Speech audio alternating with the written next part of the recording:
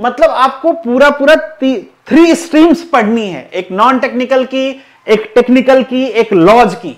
पर अभी क्या, सबको एक ही जगह लगा दो, आराम से सब लोग घूमते रहेंगे, चाहे आप टेक्निकल के हो चाहे नॉन टेक्निकल के हो। अब नॉन टेक्निकल वालों को तो एज है, क्योंकि वो यही सिलेबस पढ़ेंगे, यही सिलेबस उनका प्री होना है, यही सिलेबस उनका मेंस में भी होना है। अब ये 200 का सिलेबस देखिए, इसमें भी इन्होंने एक्सपेरिमेंट किया और एकदम वाहियात एक्सपेरिमेंट किया, लिटरली वाहियात एक्सपेरिमेंट। जी नमस्कार। बहुत लंबा इंतजार खत्म हुआ 2018 के बाद 2025 में ARTO की वैकेंसी आ गई, अनएक्सपेक्टेड आ गई, आने वाली थी बाद में, अभी आ गई। मतलब बहुत सारे बच्चे से डिसअपॉइंट भी हुए कि जो नए बच्चे अभी पास आउट होते अप्रैल मई में, जो वैकेंसी एडवर्टीजमेंट में दिखाई गई थी, अगर वो तब आती तो शायद वो बच्चे भी एलिजिबल होते। बट ठीक है, ये GPSC का जुरिडिक्शन है, वो पहले करना चाहते हैं, बाद में करना चाहते हैं, डिपार्टमेंट का है कि वो कब डिमांड कर रहे हैं। तो वैकेंसी आ गई, अच्छी बात है। अब सिलेबस भी आ गया है, पर ये समझ में नहीं आ रहा है कि GPSC करना क्या चाह रही है। मतलब वो है कि भाई सब कुछ अगर ठीक चल रहा है, पर हम नए आए हैं, हमें कुछ नया करना है। अब वो नया करना अच्छा हो बुरा हो कुछ भी हो, बट हमें करना है, कुछ नया करना है ताकि पता चले। ऐसा लग रहा है ना कि GPSC को शौक है कि उसका जो डैशबोर्ड है, जो नोटिफिकेशन सेक्शन है, वो भरा रहना चाहिए कि वाह वाह GPSC ने मतलब ढेर सारे नोटिफिकेशन निकाल रखे हैं। कहीं पे सिलेबस रिवाइज हो रहा है, कहीं पे री रिवाइज हो रहा है, कहीं पे ट्रांसलेशन का है, कहीं पे कंसेंट का है, कहीं पे रिकंसेंट का है। मतलब कुछ भी, एक एक एग्जाम के 2-2 एडमिट कार्ड जारी हो रहे हैं, 3-3 जारी हो रहे हैं। मतलब आई डोंट नो कि GPSC ऐसा एक्सपेरिमेंट क्यों कर रहा है। मतलब थोड़ी तो मेच्योरिटी लेवल होना चाहिए कि चलो ठीक है एक्सपेरिमेंट आपको करना है, पर वो वेल प्लान्ड होना चाहिए। जैसे ये सिलेबस का ही देख लो, पहले ये सिलेबस आ गया, सबको पता है कि इन्होंने बदलाव किए हैं। जो 100 मार्क्स का पहले एग्जाम होता था, जो इससे पहले बदलाव हुआ था, ये 100 मार्क्स का एग्जाम का जो सिलेबस था इससे अलग था और बहुत अच्छा था कि उसमें वेटेज भी दे रखा था, ताकि भाई आप अपनी कुवत जितना लगाना है लगा लो, आपको जो आता है वो पढ़ लो, किस्मत वाला चीजें नहीं रहेगा। आप पढ़ के जाओगे, वेटेज उसका पता है, पढ़ के गए हो, अच्छे क्वेश्चन पूछ सकती है GPSC, खराब क्वेश्चन पूछ सकती है, आपके एबिलिटी पे डिपेंड करता है, आप उसको आंसर करोगे। पर अभी क्या सीन है, सब मिक्स कर दो, पता ही नहीं कहां से पूछना है, कितना पूछना है। हमारी मर्जी होगी तो कोई एक सब्जेक्ट पूछ लेंगे, 100 में से 50 नंबर, हमारी मर्जी होगी 0 कर देंगे। मतलब यू डोंट हैव आइडिया कि भाई यहां से 1 क्वेश्चन आएगा, 2 क्वेश्चन आएगा, कितना डीप पढ़ूं नहीं पढ़ूं। अभी चूंकि रिसेंट में चेंज हुआ है तो बहुत सारा आपको पास प्रीवियस हिस्ट्री भी नहीं मिलेगी, मतलब ट्रेस भी नहीं कर सकते हो। पर रिसेंटली जो पेपर हुए हैं उनको देख के आपको आइडिया लगेगा, जो पेपर का लेवल है नॉन टेक्निकल का, थोड़ा ये इंप्रूव करने की कोशिश कर रहे हैं।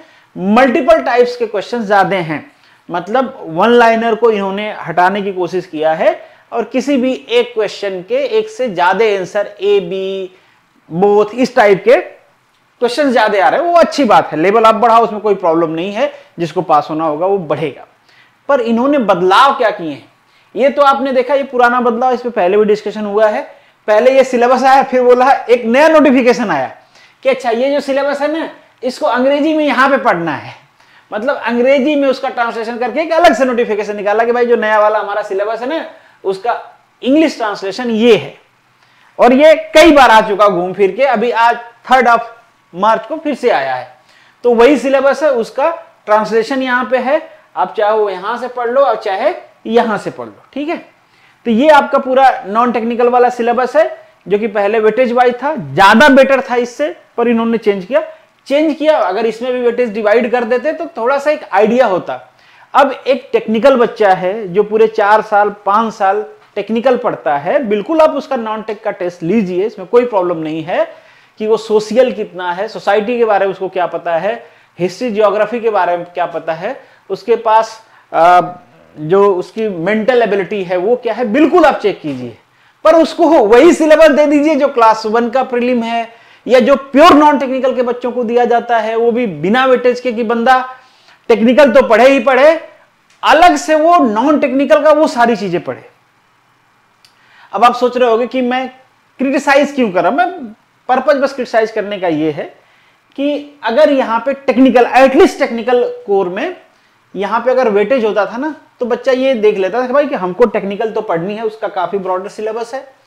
नॉन टेक्निकल में चलो रीजनिंग 30 मार्क्स की, रीजनिंग और एप्टी 30 मार्क्स की आनी है, मैं वो पढ़ लूंगा।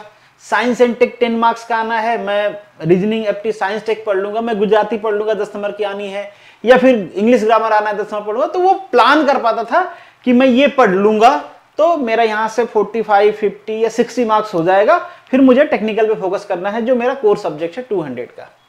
पर अभी क्या, सबको एक ही जगह लगा दो, आराम से सब लोग घूमते रहेंगे, चाहे आप टेक्निकल के हो चाहे नॉन टेक्निकल के हो। अब नॉन टेक्निकल वालों को तो एज है, क्योंकि वो यही सिलेबस पढ़ेंगे, यही सिलेबस उनका प्री होना है, यही सिलेबस उनका मेंस में भी होना है। तो नॉन टेक्निकल वाले बच्चों को तो कोई प्रॉब्लम नहीं है। पर टेक्निकल के जो बच्चे हैं, चाहे वो इंजीनियरिंग बैकग्राउंड के बच्चे हों, चाहे मेडिकल बैकग्राउंड के बच्चे हों, चाहे वो कॉमर्स बैकग्राउंड के बच्चे हों और उनसे कॉमर्स साइड की एग्जाम्स लिया जा रहा हो, कोई भी बच्चा हो जो कोर टेक्निकल है, किसी एक पर्टिकुलर स्पेसिफिक स्पेशलाइजेशन का एग्जाम दे रहा है, उसके लिए कुछ ज्यादा होता है भाई कि आप उससे पूरा नॉन टेक्निकल पढ़वाओ और फिर पूरा टेक्निकल भी पढ़वाओ। ठीक है, अब ये 100 मार्क्स का, ये इतने सारे सिलेबस में केवल 100 मार्क्स के क्वेश्चन बनाने हैं। ठीक है, अब ये देख रहे हो, मतलब इसको लॉन्ग इलास्टिक बनाया जा रहा है कि भाई वही सेलेक्ट होगा जो 4 साल का प्लान करके आया कि मुझे 4 साल गवर्नमेंट एग्जाम की तैयारी करनी है। वो बच्चा जो शार्प माइंड है, जो जल्दी कवर कर सकता है, उसके लिए कोई स्पेस नहीं है कि आप आए 6 महीना तैयारी किया, 7 महीना 8 महीने तैयारी किया, आपका सिलेक्शन हो जाएगा। उसका स्कोप कम नैरो कर दिया गया, जो कि पहले बहुत अच्छा था कि एटलीस्ट आप प्लान कर सकते थे। इसमें किस्मत वाले फैक्टर भी होते हैं ऐसे सिलेबस में स्पेशली। मान लीजिए, सपोज कर लीजिए कि भाई किसी का मूड है कि यार मुझे ये चौथा पांचवा टॉपिक नहीं पढ़ना है, मुझे चलो अर्थशास्त्र पढ़ना है, मतलब मुझे इकोनॉमिक्स पढ़नी है, साइंस नहीं पढ़नी है। पर क्या हुआ, इनके मर्जी के, अपने मर्जी के मालिक हैं। पता चला कि साइंस 1 लाइन का सिलेबस है, 2 लाइन का सिलेबस है, वहां से 10 नंबर 12 नंबर पूछ लिया। जो इकोनॉमिक्स है वो ब्रॉडर सिलेबस है, वहां से नंबर ही गायब हो गए, 2 नंबर का पूछा ही।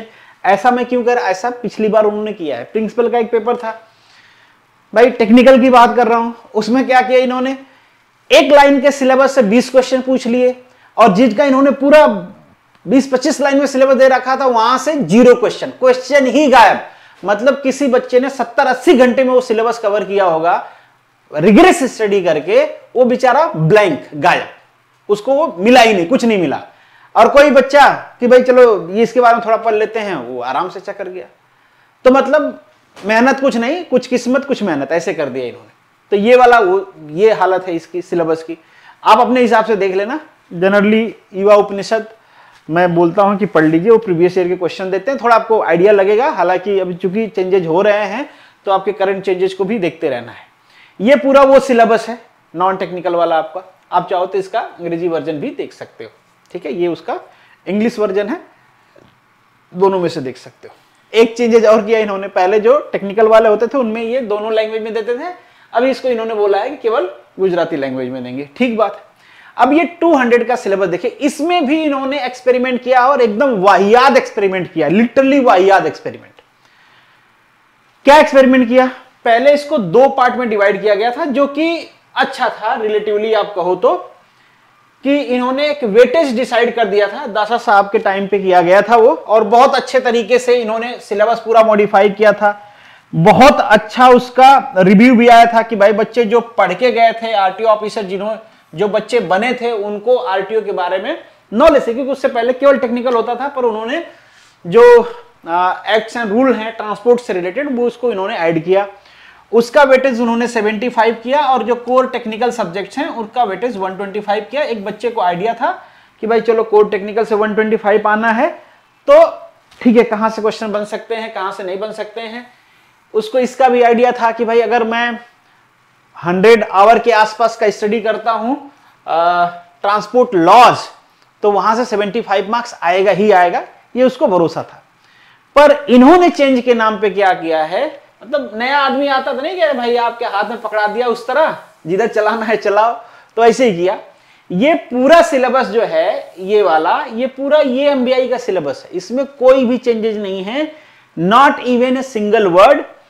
चेंज क्या है, ऑटोमोबाइल का सिलेबस जो एमबीआई में नया ऐड हुआ था वो हटा दिया गया। ऐसा लगता है जिसको दिया गया था सिलेबस बनाने में उसके पास पुराने वाला AMBI का सिलेबस था, उसने केवल वहां से कॉपी पेस्ट चिपका दिया, यहां पे बस कॉपी पेस्ट चिपका दिया है, और जो पार्ट डिवाइड करना था वो भूल गया है।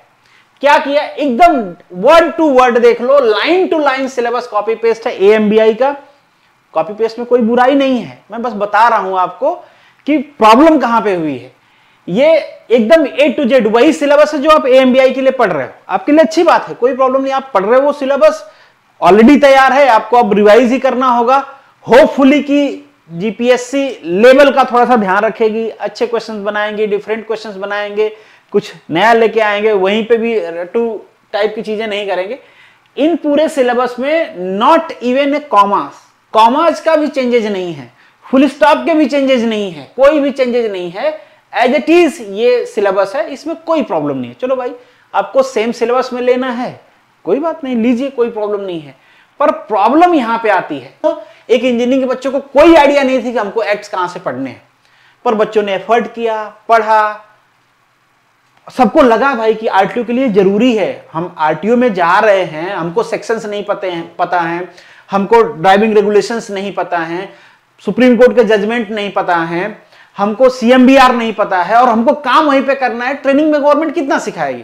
तो एक प्री बेस बन गया, बच्चों ने पढ़ा, इंजीनियरिंग के बच्चे हैं, उनको तो कुछ भी दे दोगे पढ़ लेंगे, आदत है उनको, पढ़ लिया, सब पढ़ लिया बिना एक्सक्यूज दिए, क्योंकि वो चेंज पॉजिटिव था। पर ये चेंज, इसे पॉजिटिव कहेंगे वाहियात कहेंगे, भाई मेरा ओपिनियन तो यही है वाहियात वाला, आप देख सकते हो अपने हिसाब से क्या कहोगे। अगर आपको पॉजिटिव लग रहा होगा तो well and good, mental status आपका पॉजिटिव रहेगा।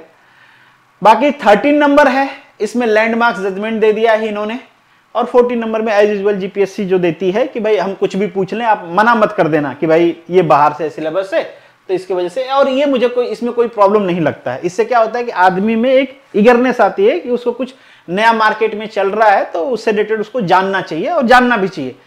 जनरली इससे 4 से 5 क्वेश्चन आते हैं, जो ट्रेंड सेट है पहले से 4 से 5 क्वेश्चन आते हैं, तो ठीक है, आपने पढ़े हैं तो दोगे, करंट चीजों में है सिनेरियो तो दोगे, इंटरेस्ट है तो नहीं है तो नहीं दोगे, कोई बात नहीं। अब ये सब पढ़े क्या, होपफुली आप लोग पढ़ ही रहे होगे। अगर आप नए हो तो हमारे पास भी इसका कोर्स है, आपको मनु एकेडमी एप्लीकेशन डाउनलोड कर लेनी है, वहां पे आपको कोर्स मिल जाएगा, या फिर आप यहां से भी बाय कर सकते हो, पर देखने के लिए आपको एप्लीकेशन पे ही मिलेगा। ये हमारा कोर्स है। आप ARTO का चूंकि कुछ भी चेंजेस नहीं हुआ सिलेबस में, बल्कि सिलेबस AMBI से कम कर दिया गया है, क्योंकि ऑटोमोबाइल में जो नया सिलेबस ऐड हुआ था आपके AMBI में, वो ARTO वाले में नहीं है, ठीक है, वो ARTO में नहीं है, वो नया वाला पोर्शन ARTO में करना भी नहीं है। तो यहां पे आपको ये एक ड्रोना बैच है, और ये आपका जो एक्ट वाला पोर्शन है, ये दोनों इस कोर्स में कवर्ड हैं। आप चाहो तो इसको बाय कर सकते हो, ये आपको अभी 6 मंथ का बाय करोगे तो ये RTO तक का कवर कर ही लेगा, कोई प्रॉब्लम नहीं होगा। दूसरों को भी रिकमेंड कर सकते हो, अगर आपने पहले से बाय कर रखा है, आपको पसंद आया है, तो दूसरों को रिकमेंड कर सकते हैं। बाकी आपका इस सिलेबस के बारे में क्या ओपिनियन है, आप मेंशन कर सकते हो। टेक्निकल और एक्ट पूरा आपका 200 मार्क्स इसमें कवर होगा। हालांकि यहाँ पे जो कवर हुआ है वो डिटेल में है, कुछ भी आपसे बचेगा नहीं। अगर आप पूरा पढ़ते हो तो GPSC कुछ भी पूछे, you are able to answer. पर प्रॉब्लम वही है कि कुछ भी छोड़े है और पता चला GPSC ने वही पूछा, तब आपके साथ प्रॉब्लम हो जाएगी। मतलब आप वो फिक्स नहीं कर सकते कि मुझे ये पढ़ना है, ये छोड़ना है, इस टाइप की चीजें थोड़ी सी मुश्किल हो गई। ये तब हो पाती हैं जब वेटेज डिफाइंड रहता है। मैं कहता हूं कि चलो ये हमारा कोर सब्जेक्ट है, इसमें वेटेज मत दो हमको, हमने 4 साल इसको पढ़ा है, आप कहीं से पूछोगे हम कर लेंगे। पर वो जो नॉन टेक्निकल दे रहे हो, एटलीस्ट टेक्निकल बंदों के लिए उसका एक होना चाहिए रेशियो, ताकि वो बेचारा डिसाइड कर पाएगा उसको कितना पढ़ना है। खैर है, सबके लिए बदलाव है। आपको पता ही है कॉम्पिटिटिव एग्जाम रिलेटिव होते हैं, मार्क्स कम आएंगे तो सबके कम आएंगे, ज्यादा आएंगे तो सबके ज्यादा आएंगे। बाकी कोई डाउट तो आप कमेंट बॉक्स में लिख सकते हैं। चलिए मिलेंगे इस वीडियो में, तब तक के लिए all the best, good luck and जय हिंद।